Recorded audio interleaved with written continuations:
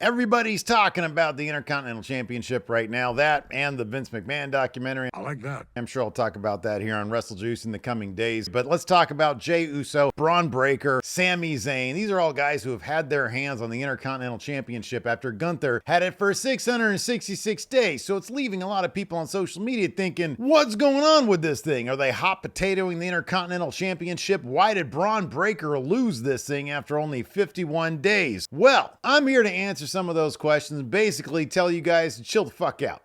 Because before Gunther's 666-day reign, Vince McMahon was booking that title, and Vince McMahon booked that title to absolute shit. Holy shit. Let's go over some numbers here. If you guys recall, there was a span back between like 2022 and 2023 where the Intercontinental Championship was not seen on a pay-per-view in over a year.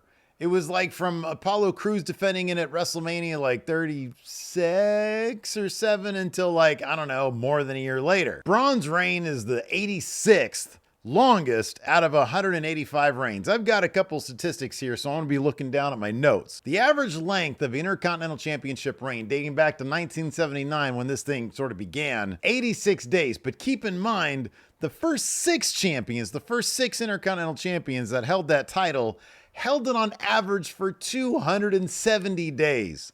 There were like a ton of reigns after that were way shorter, 6 of which were for less than a day. 2 of those reigns that lasted less than a day, by the way, were the Miz reigns. 40 Intercontinental champions have been world champion in WWE as well, although a few handful of those won the Intercontinental Championship after already having won the world title. Ric Flair comes to mind, a couple others. So that's around 44% of the people who won the Intercontinental Championship have also been world champion. That comes into play a little bit later. Throughout 2014, though, no one held the title for more than 2 months. The same thing had happened in 1999. It was literally gone. It was deactivated for 7 months between October of 2002 and May of 2003.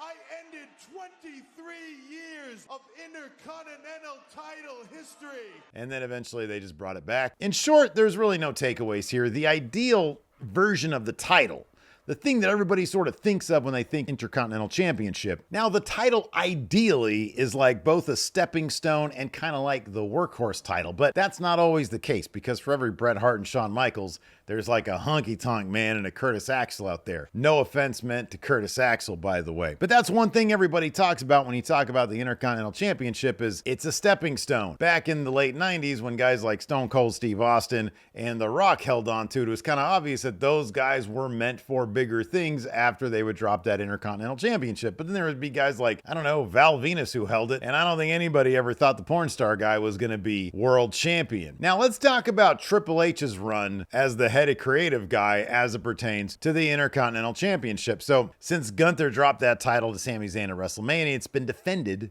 on 4 out of the last 5 premium live events. Now, it's probably going to end up being 4 out of 6 because of the upcoming Bad Blood. I don't expect Jey Uso to defend it. But in terms of prestige, given that Triple H premium live events are usually around 5 matches long, that's a pretty good track record for having appeared on the shows in that rarefied premium live event era. The Intercontinental Championship still has some amount of prestige to it. Triple H kind of reestablished the title in a couple different ways. First off, obviously, Gunther was sort of like a reset. He reestablished the record, beating Honky Tonk Man's record. And if Gunther was anything, he was definitely a workhorse champion. Every Gunther match is something I think a lot of Wrestle fans really look forward to. And on top of that, it was a stepping stone title for Gunther. Once he lost it, he like immediately won King of the Ring. And then after that, he won the World Heavyweight Champion. And now that's who he is. Sami Zayn had to work his ass off after losing to Gunther to finally beat him, and he needed the help of Chad Gable with him, who had already failed to get it and failed again in a really prolonged good feud with Sami that saw him go through like a whole character change. Chad Gable went from good guy to bad guy. That's also known as, that's right, a heel turn. So Sami held it for around 4 months until SummerSlam, and if there's one guy that could be considered a workhorse in WWE, you got to think it's Sami Zayn. Unfortunately, during those 4 months, he kind of really only feuded with one guy. That was Chad Gable. and the Alpha Academy. He didn't really have a lot of other feuds. He had other matches, including one against Braun Breaker, which Braun lost. But then, as has been Braun's story throughout NXT, Braun Breaker beat Sami Zayn, and he beat him both in a regular match and then a 2 out of 3 falls match. And let's be honest, Sami Zayn's character doesn't really need a championship. Going all the way back to his NXT days, he's kind of been best as underdog who's fighting for the championship. Now, I know he's trying to move past that. In one of his promos after winning the Intercontinental Championship, he's like, I'm no longer an underdog. I am now championship material.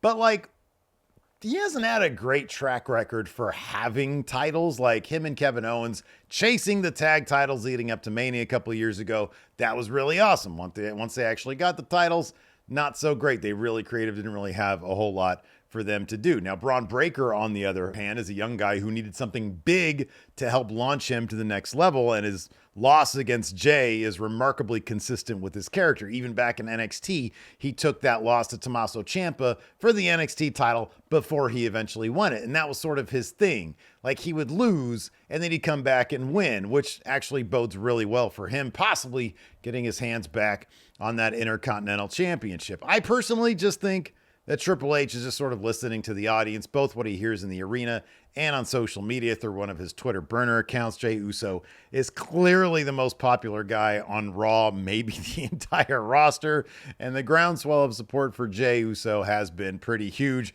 And I'm not just talking about Rikishi running down his creative anytime he gets a chance to. Someone even made this amazing yeet title that the vast majority of you that I posted this on the WrestleJuice Reddit seem to hate, but I'll be honest with you guys, I kind of love this thing. I think it looks great and I might buy it. Don't hold that against me. Anyways, I feel like Triple H is kind of challenging some inner Attitude Era booking. If you remember, the world title back in the day in the Attitude Era would actually change hands quite a bit. He's not doing that with either of the world titles in WWE, but maybe the Intercontinental Championship can be the thing that changes hands on a regular basis, as long as it's associated with strong stories that might need a title swap or give some validation to an act that's super popular if the crowd really wants to see it happen. I feel like they waited a little bit too long to do the same thing for LA Knight over on SmackDown with the United States Championship. He easily could have won that thing in 2023, maybe even instead of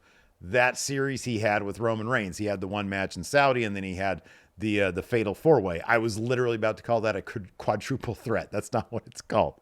Anyways, I see two paths here moving on for Jey Uso as Intercontinental Champion. Number one, he could have a lengthier run, including getting involved in War Games, which is kind of right around the corner, with Roman, which is, of course, something Jey can sort of shove in Roman's face as validation and say, hey, look, this is what I did without you.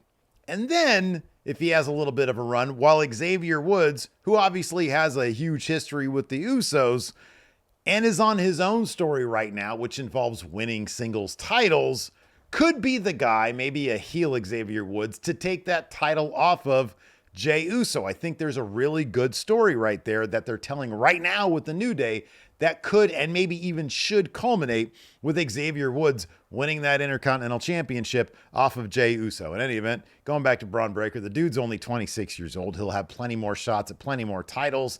There are plenty of people for him to feud with on Raw. For example, if he's going to keep on using that dogs are barking catchphrase, I get the feeling that they're kind of like baby facing him up a little bit. He could feud, even if he doesn't, he could still feud with Bronson Reed, who's a heel, but a different kind of heel, given that he's about to have his last Monster Standing match with Braun Strowman. So that's a possibility as well. Or maybe at some point, maybe he'll just beat Jey Uso next month, or maybe he'll end up being the guy to beat Gunther. I don't think that's going to happen. And in fact, I really don't want to see that happen. So I'm going to try to de-manifest that right now. Maybe he just, I don't know, feuds with Bronson Reed a lot. That works better, perhaps. I don't know. Just one of those big destruction feuds. That sounds kind of cool. Anyways, the dog back there is about to bark. And so I'm going to call it a day. Thanks everybody for tuning in. I appreciate it. Hit that subscribe button. Hit the notify bell. We'll see you guys around.